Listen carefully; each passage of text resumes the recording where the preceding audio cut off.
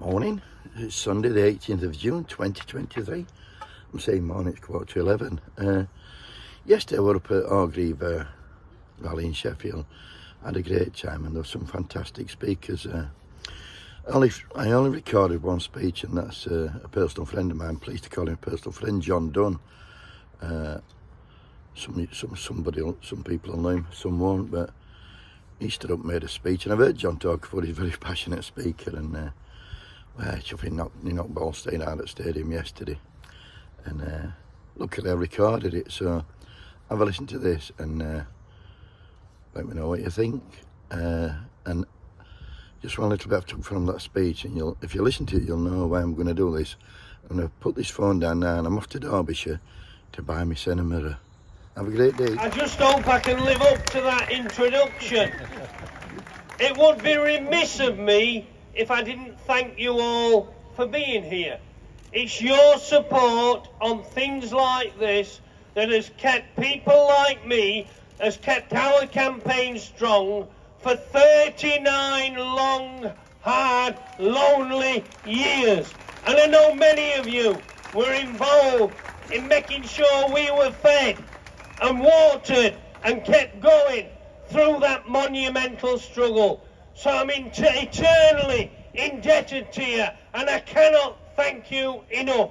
Can I thank all the brilliant speakers, especially Neil Findlay, not just for the fantastic work he's done in Scotland, but for stealing my fucking speech.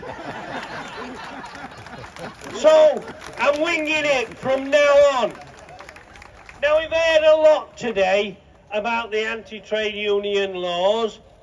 Before I go on to that, just let me say it would be very easy to get despondent about this world in which we live.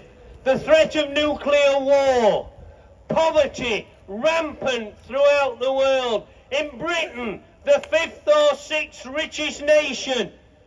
I don't know about you, I've never had any of them riches fall into my lap, but allegedly a rich nation with people living on the street, with people homeless, with people having to go to food banks, people in work depending on the solidarity of others to keep them going. How did we get to this?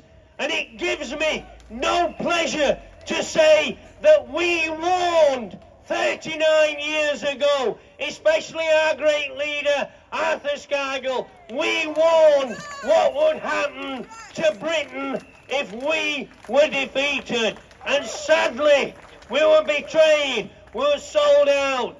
The TUC, the Labour Party leader at the time, Neil Kinnock, spit when you say that bastard's name.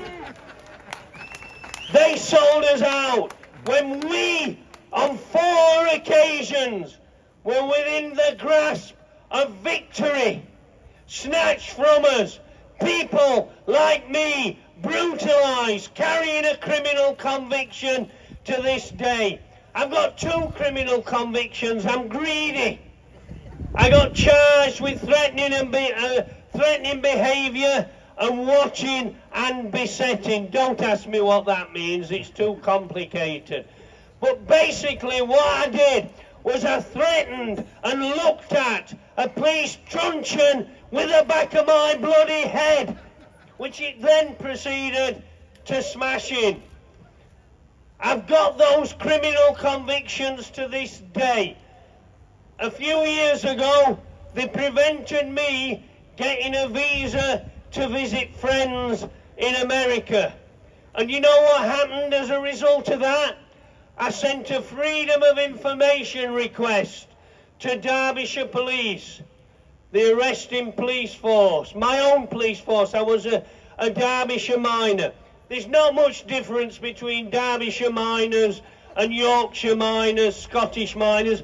We were a bit more sophisticated and better looking, that's all. But when I sent that Freedom of Information request, along with a cheque for 10 quid that it costs, a few days later I got that 10 quid back with an apology they got no record of my arrest? How come I've got 2 convictions that I cannot rescind when I was never arrested? Tell me that. That, and I'm not unique, that happened throughout every day of that long strike.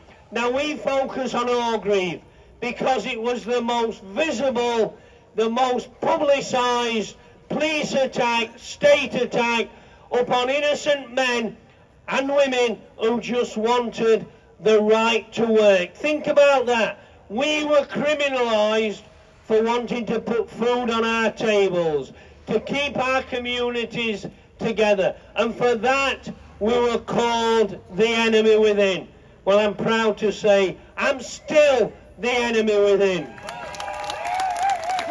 But despite the mess that we're in today, despite the things I've talked about, despite having an extreme right-wing conservative government backed up, let's not forget this, backed up by the party formerly known as Labour, who recently refused to block the legislation that you've heard about. They can make this, because I raise my voice when I speak.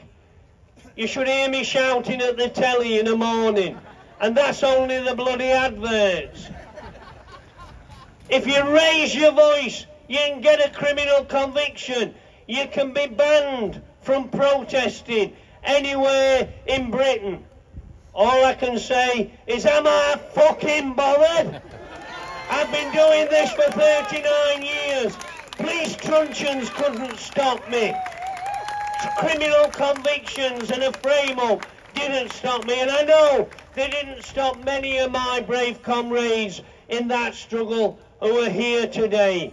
So let's make sure, and I'll finish on this, comrades. It's great to see you here, but we don't go away from great rallies like this and pat ourselves on the back. We get ready for the next battle. We've seen various unions getting into action despite the anti-trade union laws. We're seeing people standing up to state violence and state oppression. We have to take strength from that. It's not a cause to be pessimistic and look at the floor. We should be optimistic, because they don't criminalise things like this. They don't threaten us with all the sanctions because they feel strong. They do it because they're scared of us. They're scared of the organised working class waking up and fighting back. So it's important that our struggle continues, that we get truth and justice. For me, it's important that we open the door on that state attack at Orgreave, which can then shine a light on a whole year of attacks and conspiracy against my union, the National Union of Mine Workers. And that's why they've locked these files away till 2071. They weren't satisfied with locking them away till 2066 because they heard I'd downloaded a healthy eating diet. In 2071, I'll be 119 years old. And I hope I'm still around saying, fuck you bastards, I don't care. So comrades, let's take strength from each other. Let's make sure that we continue the fight, not just for truth and justice, because I want revenge. I want revenge for what they did to me. I want revenge to the destruction of our industry and our communities. I want revenge for those 2 murdered pickets. I want revenge for the 200,000 people murdered in a COVID cull, sent back into nursing homes in a form of ethnic cleansing of the old. I want revenge for all those things that have happened to us. But I'll tell you, comrades, the best revenge is not just a fight, but let's abolish this rotten system that criminalises people like us, that forces people onto the streets, that starves people. Let's get rid of this rotten capitalist system and let's replace it with a decent one. That will be our revenge. Solidarity.